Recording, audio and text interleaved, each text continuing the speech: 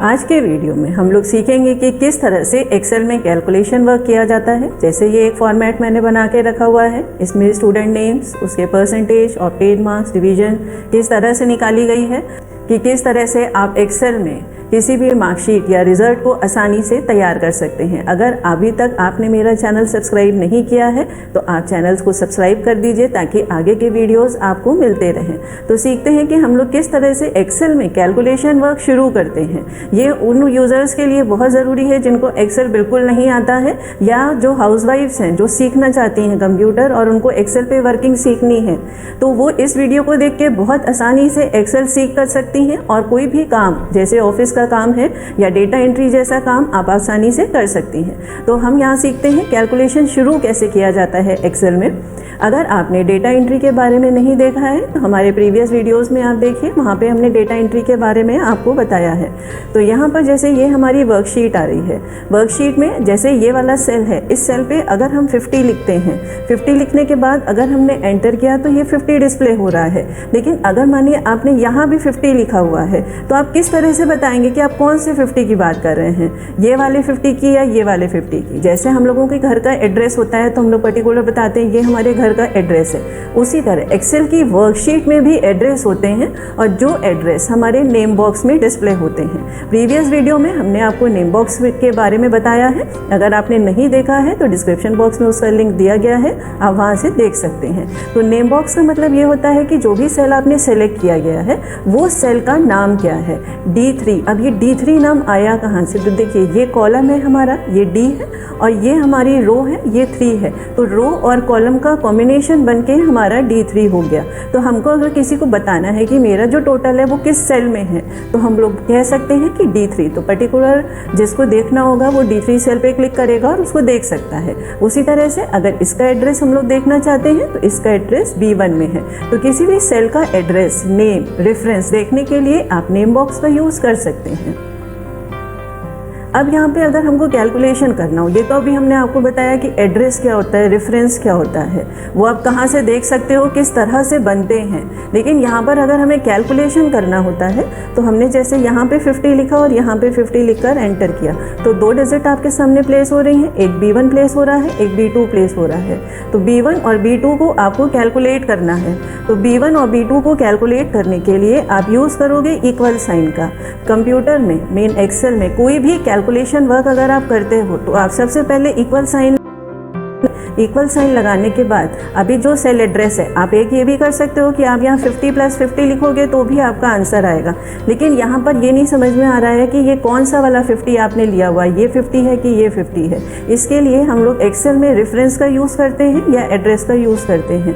आप इक्वल लगाकर cell address पे क्लिक करिए, ऑपरेटर दीजिए प्लस, माइनस, मल्टीप्लाई, डिवाइड, ये हमारे ऑपरेटर होते हैं, वो आपको देना ज़रूरी होता है जिससे हमारा कैलकुलेशन क्या करना है हमें वो क्लियर हो जाता है। उसके बाद आप अपना दूसरा एड्रेस लेकर एंटर की प्रेस कीजिए तो आप देखेंगे कि आपका आंसर आ गया है। और रेफरेंस पे वर्किंग करने में यह आसानी होती है कि जब हम लोग फार्मूला बार पे क्लिक करते हैं तो डिस्प्ले हो जाता है कि आपने कौन से सेल्स को सेलेक्ट किया हुआ है।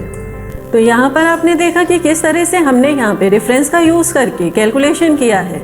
लेकिन यहाँ पर 2 सेल का कैलकुलेशन था तो हमने आसानी से कर लिया। लेकिन अगर हमारे 2 से ज़्यादा सेल्स हैं, जैसे यहाँ पर हमने कोई नंबर इनपुट किया हुआ है और ये सारे नंबर्स हमें ऐड करने हैं, तो सारे नंबर्स ऐड करने के लिए अगर हम ये वाला फॉर्मूला लगाएंगे तो बहुत टाइम लगेगा। तब आप यूज़ कीजिएगा इक्वल लगाने के बाद आप सम का यूज़ कीजिएगा। इसका शॉर्टकट भी हम आपको बता देंगे, लेकिन आप एक बार ये फॉर्मेट समझ लीजिए कि किस तरह से कैलकुलेशन के लिए कोई भी फॉर्मूला एक्सेल में लगाया जाता है। तो आप देखेंगे हमने यहाँ पे सम लिखा हुआ है, सम लगाने के बाद आप ब्रैकेट दीजिए और जो आपकी रेंज है, जैसे ये आपकी रेंज है, इस रेंज को आप सेलेक्ट कर लीजिए। जब इस रेंज को आप पूरा सेलेक्ट कर लेंगे ये ऑटोमेटिक हमारे ब्रैकेट के अंदर फिल हो जाएगा। यहाँ पर आप एड्रेस देख सकते हैं, C1 से C11 तक का डेटा यहाँ पे फिल हो चुका है। आप ब्रैकेट लगाइए चाहे ना लगाइए क्लोजिंग ब्रैकेट, उससे फ़र्क नहीं पड़ता है। लेकिन अगर आप नहीं भी लगाते हैं तो भी एक्सेल ऑटोमेटिक आपका ब्रैकेट प्लेस कर देता है। तो यहाँ पर इसका आंसर आ गया है। तो यहाँ कोई भी अगर हम लोग फॉर्मूला लगाते हैं और वो हमारा डेटा बहुत ज़्यादा है तो उसको रेंज में सेलेक्ट करना होता है। रेंज के बारे में भी हम आपको बता चुके हैं, रेंज में सेलेक्ट करना होता है। तो हम रेंज में ले रहे हैं तो देख रहे होंगे कि यहाँ पर जो हमारा फॉर्मूला हमने लगाया हुआ है इसमें कोलन साइन डिस्प्ले हो रहा है बीच में C1 colon C11। C colon का मतलब है कि C1 से लेके C11 तक जितने भी सेल्स हैं सबको कैलकुलेट कर दे, इसीलिए आपका आंसर टोटल इस तरह से निकला है। लेकिन अगर हमें ऐसे निकालना है कि केवल हमें यहाँ पर कुछ प्लस सेल्स ही सेलेक्ट करने हैं तो आप इक्वल लगाओगे, सम लिखोगे, ब्रैकेट लगाओगे और कंट्रोल को प्रेस करोगे। जैसे ये सेल हमें लेना है, हमने कंट्रोल की प्रेस कर ली, दूसरा सेल ले लिया, तीसरा सेल ले लिया। पर्टिकुलर सेल्स को सेलेक्ट करने के लिए कंट्रोल का यूज किया जाता है और वहां से आप अपने सेल्स को सेलेक्ट कर सकते हो।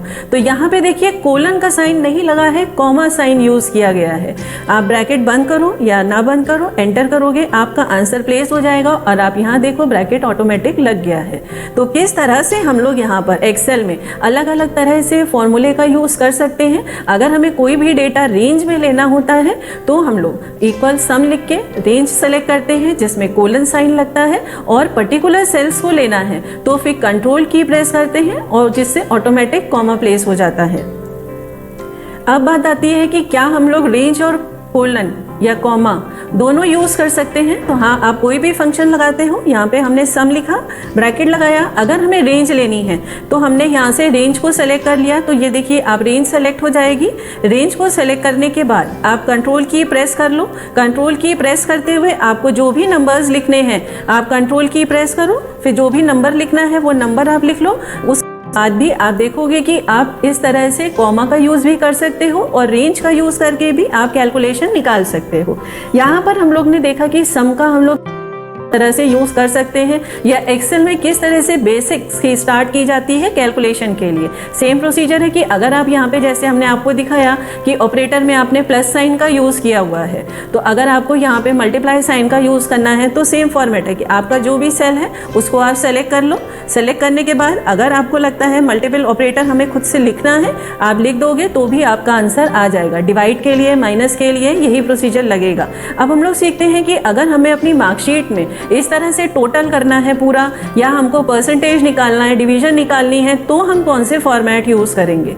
तो यहाँ पर एक शीट हमने बनाकर रखी हुई है। इस शीट को अगर हम लोग देखते हैं तो यहाँ पे सारे नंबर्स हैं मेरे पास, टोटल मार्क्स दिया गया है, मार्क्स ऑब्टेन करना है। तो यहाँ पे बहुत सारे नंबर्स को, मतलब इतने सारे नंबर्स को हमें जोड़ना है। तो एक एक को अगर हम प्लस करेंगे तो फिर टाइम लगेगा। आप इक्वल लगाओ, जैसे अभी हमने सम बताया है आपको, आप स्टेप बाय स्टेप इसको समझते चलिए, आपको बहुत ईजी से समझ में आ जाएगा। पूरा आप सेलेक्ट कर लो, रेंज ले लो जितनी आपकी रेंज है। जैसे यहाँ पर हमने 7 सब्जेक्ट्स लिए हुए हैं, 7 सब्जेक्ट्स आपने ले लिए, आपने एंटर की प्रेस किया, आपका आंसर आ जाएगा। अब आपको पूरे डेटा में आंसर चाहिए, जैसे हमारे पास इतने 30 बच्चों के नाम हैं।